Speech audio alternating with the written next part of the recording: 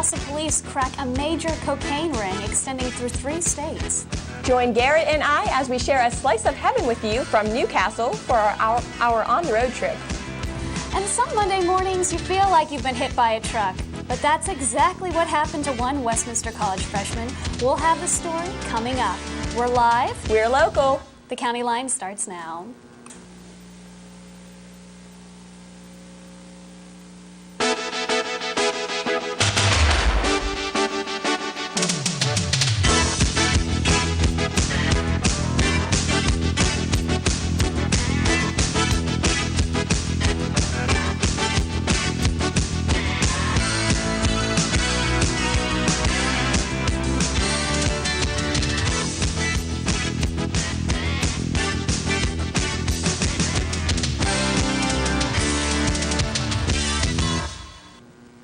Good evening and welcome to tonight's edition of the County Line. I'm Catherine Larson. And I'm Pamela Marlowe.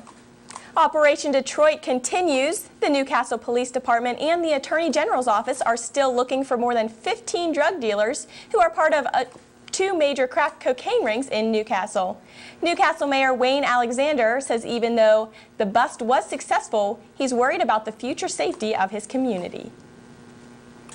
Are going to be going to the emergency rooms, going to doctors' offices, going to pharmacies and robbing them, faking prescriptions, looking at old folks that have Oxycontins in their house because of some type of illness, and we're going to be alerting those folks as just be extra careful in the next couple of weeks because the sting didn't just strike Newcastle, Mercer and Beaver counties and had ring members too. And the recent bust attacks a new kind of drug dealer, the kind who'd rather sell in small Pennsylvania neighborhoods than on big city streets. Right now I'm going to tell you why they're targeting our area and how police are targeting them. Last Friday, Attorney General Tom Corbett celebrated. After 2 years of relentless investigating, police busted the 28-person Detroit to Newcastle drug ring. But for Corbett, it was a small victory. This is probably the 8th or 9th such press conference and charges that we filed like this all across the state of Pennsylvania. Corbett fears large-scale drug operations won't stop hitting close to home. Drug organizations from the bigger cities coming to the smaller cities because they think they can take over the market. And it's just, that's what it is. It's a market. They try and muscle everybody else out, and they try to be the dominant distributor in that market. Newcastle's a smaller town. They can sort of just hide somewhere and not be noticed. But that doesn't mean they aren't dangerous. Of all the objects confiscated, there's one of real concern, the bulletproof vest. That's a little scary when, they're wearing the vest too now. So that means they're anticipating something going to happen, And in order to catch the new drug lords, Samson says his staff has to wake up before the crack of dawn. Most people are just going to bed at 4 or 5 in the morning, so we think it's a good time to go. As for Corbett, investigation agents and our drug agents, he's awake our drug too. attorneys, but we continue everywhere across the state of Pennsylvania to work like this. For the County Line, I'm Catherine Larson. Westminster College freshman Josh Garrick is out of the hospital and back in class after a runaway pickup truck struck him earlier this week. The truck then slammed into a parked SUV that started a domino effect, smashing 2 other cars. The truck appears to have slipped out of gear while parked on a hill. The truck's owner, Joe Cervenijic, says he didn't set the parking brake because it was broken. The County Line's Mike Walensky reports. Josh Garrick of Dormitory 315 in Russell Hall followed his normal Monday morning routine of waking up and getting ready for class. But on his way, a runaway truck knocked him down. An hour later, his roommate Kyle Wolf left for class and saw his car sandwiched between 2 other vehicles. I went to class and a kid that sat beside me said Josh Garrick got hit by a car, and I was like, it's my roommate, and I'm like, this is kind of weird. I'm like, my car got hit too. Doctors treated Garrick for a bruised shoulder and a sprained hip and released him from Jamison Hospital later on Monday. Eyewitness Derek Ferrier saw the pickup truck roll down the hill while he was walking to class. And I heard this kid screaming, so I looked back and I saw a truck coming down the hill over there by Russell. And I thought at first the screams were just the guy in the truck that couldn't stop the truck for some reason. But then I realized there was nobody in the truck. Ferrier immediately reported the incident to campus security. Freshman Kyle Grzetzky heard about the accident while eating breakfast. He went down to the field house and saw his smashed Chevy Cavalier. He checked with public safety to find out what to do next. I already went and talked to the safety officers and stuff, and we got to go through the police department because there was a big report filed. And I already talked to the insurance agent, and hopefully it gets taken care of. Police are investigating the incident. For the students involved, it's back to morning routines and class as scheduled. In Lawrence County, I'm Mike Walensky reporting for the County Line. Now, Catherine, I hear Josh is doing pretty well for getting hit by a 4,000-pound truck. In fact, he is. I actually talked with him the other day, and he said he's doing it all with just some Tylenol. All right, excellent. The latest restaurant in Newcastle is creating quite the crowd. Garrett and I traveled to Cici's Pizza for this week's On the Road. Our travels this week took us to the newest eatery in Newcastle, Cici's Pizza. With 16 different pizzas at one set price, let's go in and see what they have to offer. I'm Pamela Marlowe. And I'm Garrett Horvath. And you are on the road.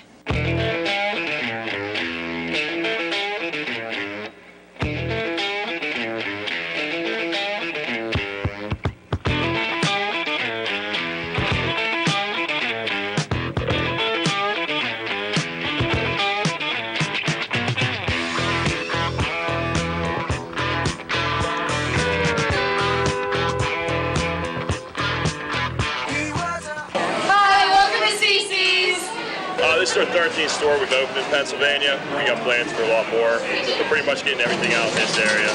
We got 16 different pizzas on rotation. We keep it going. The main thing we have is if a guest wants something they don't see it, we'll make it for them and bring it out to them. That's what we're about. We're all about the guest service, making everybody happy. Whatever we can do in these four walls to make a guest happy is what we do. Cheesy Alfredo. What's your favorite pizza? The Alfredo pizza. I like the sausage. It's definitely going to be the ham and cheese pizza. Because I like that ham taste with that pizza, you know. Just ham and cheese sandwich on a pizza, it's perfect. I've been here 3 times in the past 2 days. The pizza is excellent. I say the green peppers with the mushrooms. That's my favorite. Ham and cheddar cheese. We have our takeout, like we got a game room for the kids. I'm even back there with my buddies on my days off. We have our game room, we have a party room in the back for birthday parties or anything such as that, any groups or organizations. We have 10% nights we can set up for anything, any churches, organizations, where we actually give back 10% of the sales we get from that day to the group or organization back. With the friendly atmosphere here at Cici's Pizza, it adds a touch of spice to all the different types of pizza they have. You've heard everyone else's favorite. Now, Garrett, what's yours? I'd have to say mine's the barbecue chicken, Pam. What about you? I'm going to go with the classic pepperoni. Well, you've heard it there. That's it for this week's On the Road. I'm Garrett Horvath. And I'm Pamela Marlowe. We'll catch you next week. See you later! Still to come on the County Line, performing arts show off at Westminster College with a play and dance show. And in the County Close-Up, we have a discussion on eating disorders. We'll be back after this.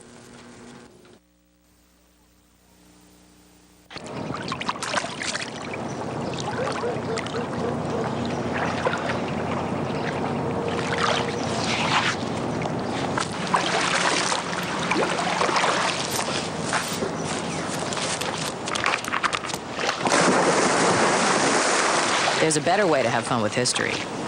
Visit americaslibrary.gov. Log on, play around, learn something.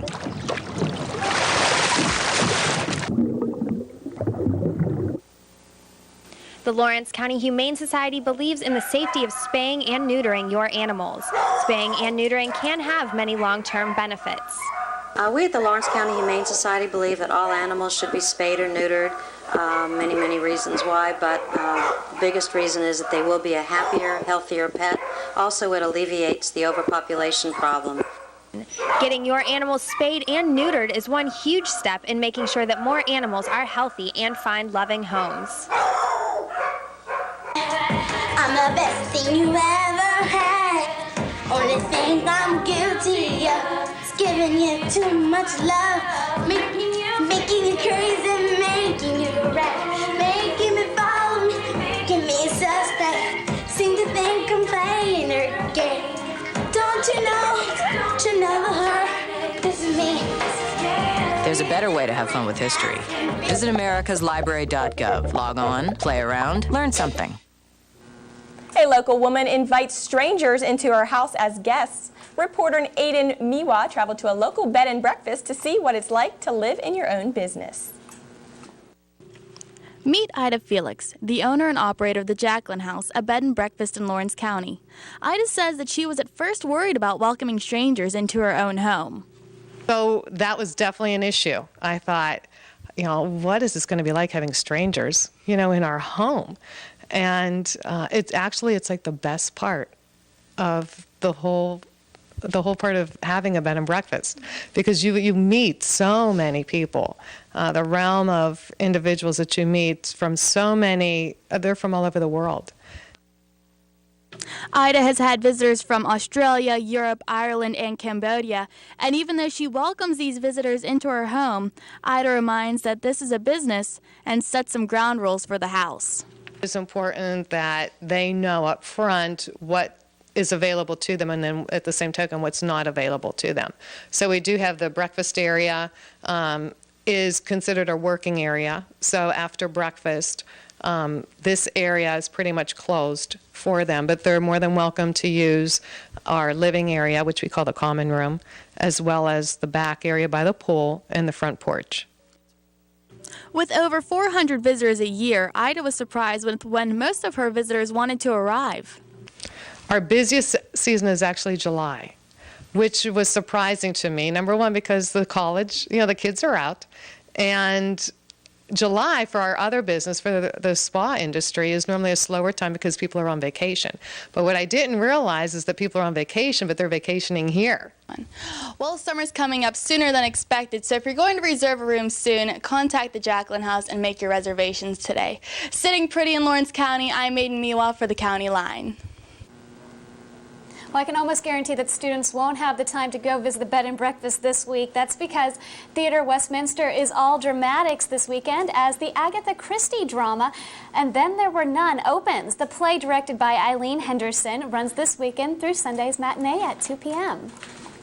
Another Hendrickson will display her talent during Westminster College's dance theater production, also showing this weekend. Along with Theatre Westminster, student dancers take center stage in Dance Theater's production of Rhythm Nation, Carry the Flame, of course in light of the Olympics. One of the dances will feature the song Carry the Flame, written by Karen Hendrickson, daughter of Westminster theater professor Eileen Hendrickson. A student dancer will perform the song during the show. All the Jazz starts tonight and runs through Saturday. Well, fluctuating temperatures look to continue in March. Westminster College counselor Babs Quincy warns of seasonal affective disorder, better known as SAD. Winter blues, sleeping excessively, finding it hard to maintain your regular lifestyle, isolating yourself, and gaining weight are often some signs of this depression. Many times the disorder is attributed to lack of light during the winter months. Now, talking with a counselor and greatening your exposure to light are simple steps to help relieve the symptoms of SAD. This week is National Eating Disorders Awareness Week. Throughout the week, national and local advocacy groups held the events to raise public awareness on the subject. Westminster College's Student Health Center held private online screenings for students who feel they may have an eating disorder.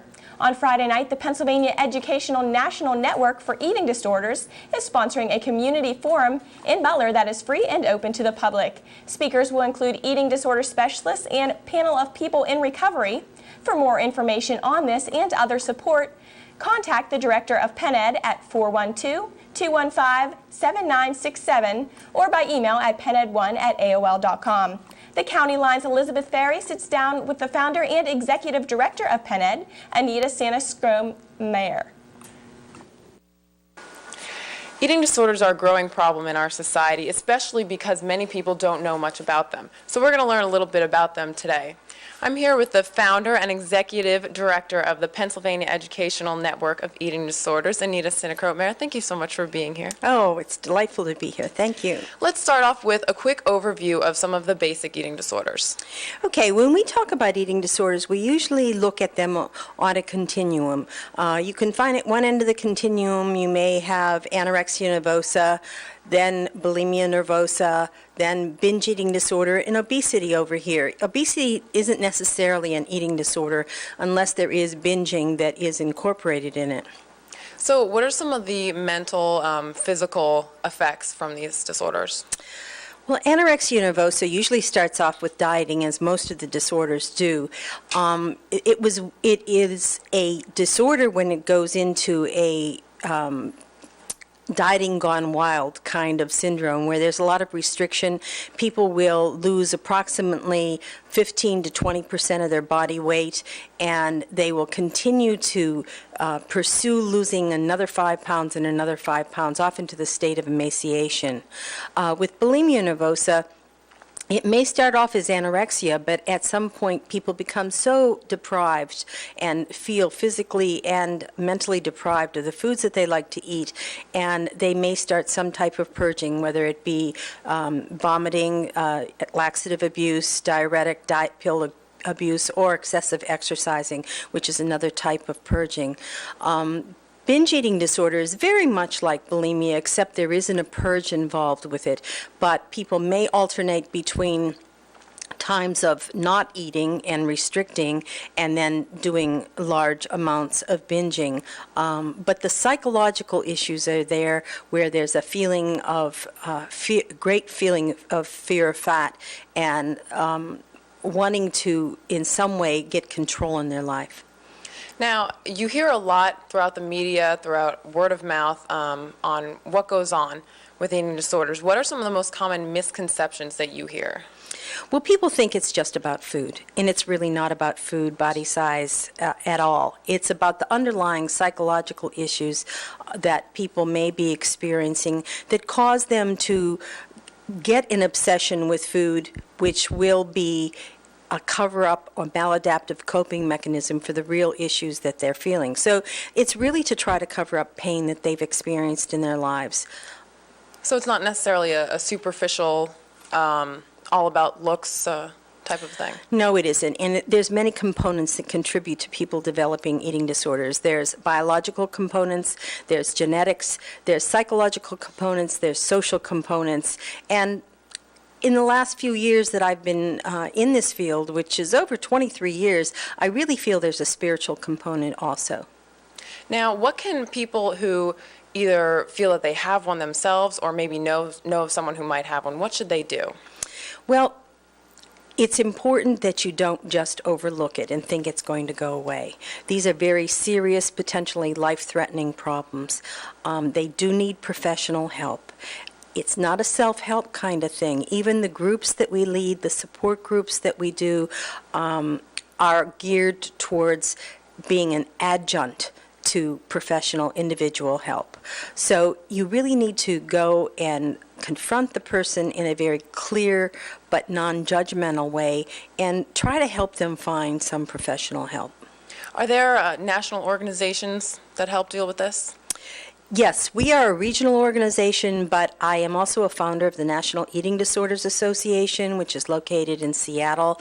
We also have an office in New York, and there's a hotline there where you can get information. You can also call PenEd. We will send you out information about eating disorders and help to give you local referrals.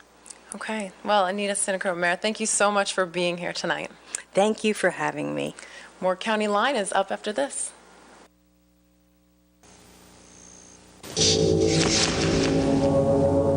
Crackhead, drug dealer, gang member, all kicked out of the community with the help of kids like me.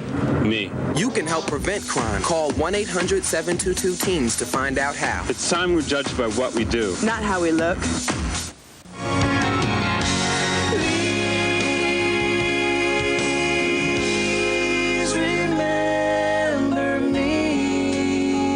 Hi everybody, this is Tim McGraw for RAD, recording artists, actors, and athletes against drunk driving.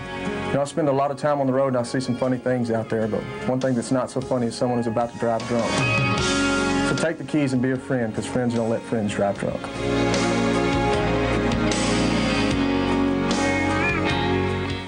I wasn't going to school because I was making money stealing cars. Well, I was 10 when I first got involved with drugs. I skipped school because, you know, nobody cared. When I first got pregnant, school was not important to me, so I dropped out. Well, if I don't finish school, then I can't go to college. I mean, that's the whole point of what I want to do with my life. I still need to go to school to make it for myself. think I'm happier now. I know I'm happier now. Good evening, Titan fans. Welcome to Titan Town Sports. I'm DJ Yoakley. Justin Egley has the night off. Tipping it off for us tonight is going to be ladies basketball.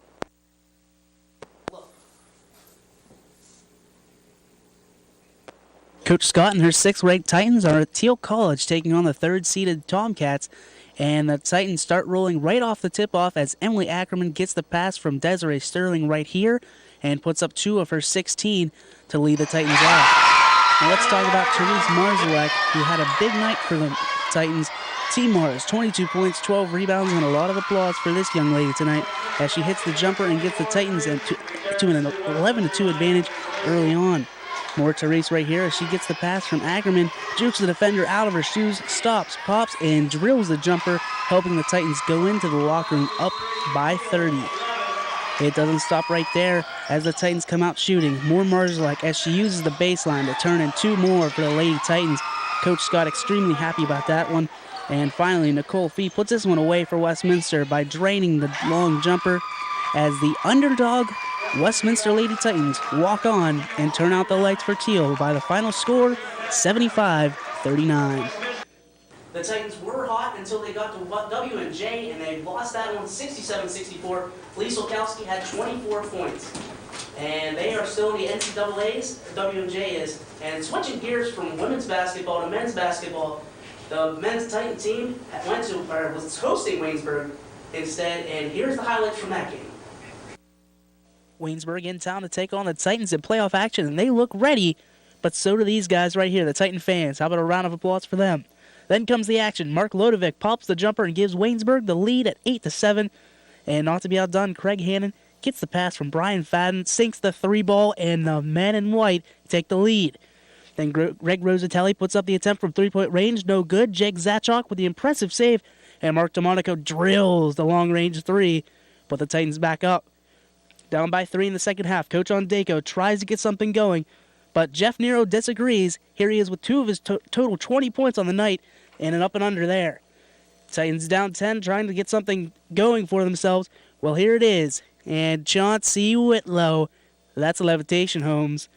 Titans jump back out. Nero tries to get this one away, and no soup for you, but the Yellow Jackets win 87-75.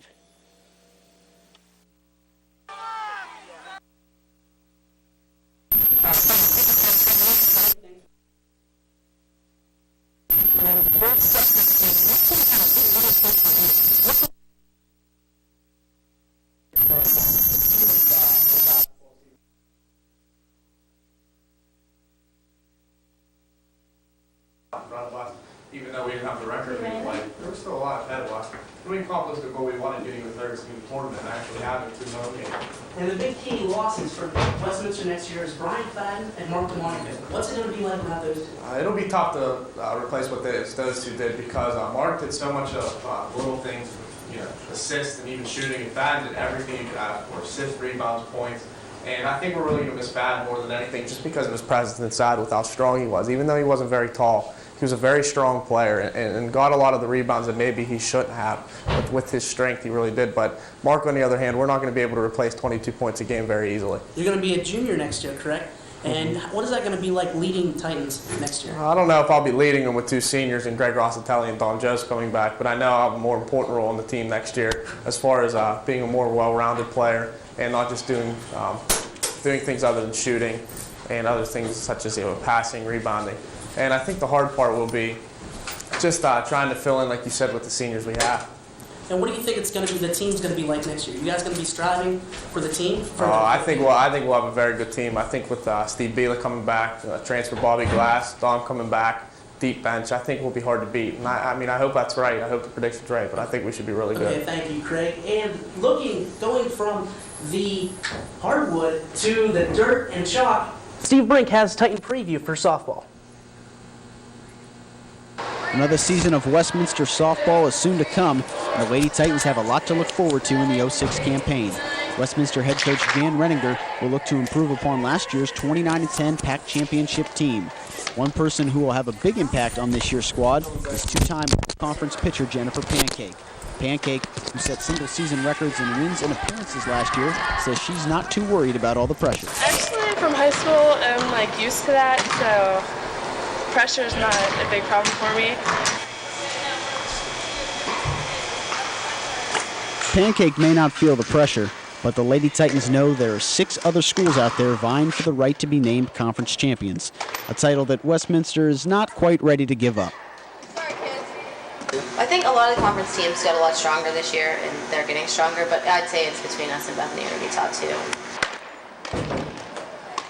While the pack is loaded with talent, the Lady Titans have a very veteran group with 6 starters and 12 letter winners back from last year's pack championship team. Okay, practices are fine. We have a lot of sore arms right now with just coming in the season, and we got our 3 basketball players back. And yeah, we're excited for Florida. 2 weeks, I think we'll be ready. Last year, Westminster won the pack championship and earned an ECAC bid, so you can imagine why the Lady Titans are so eager to get this season underway. One thing's for sure, though, after coming so close to the NCAA tournament last year, Westminster wants to make sure they get one step further this year. Yeah, actually we want to make it to NCAA. We didn't get to it by 1 or 2 votes, so we really want to get to that. So even if we get to ECAC, it doesn't really matter as long as we achieve what we come to do, which is win packs. As the softball team gets ready to make a run at their 2nd consecutive pack championship, those underclassmen hope that at this time next year, they'll be talking three-peat. In New Wilmington for the County Line, I'm Steve Brink. That does it for this edition of Titan Town Sports. Tune in next week for the baseball preview. More County Line is on the way. I got a filet of sole and a cracked crab for Mr. Studied Higher Math back in school and now can order expensive lunches and charge it to the company. Next office down the hall. Well, thanks. Have a good one.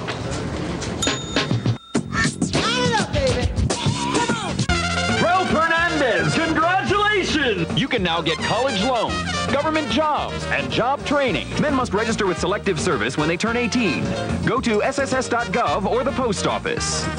It's the law. Picture yourself at Westminster College. Westminster offers an educational experience that is second to none. We've been exceeding students' expectations for 150 years.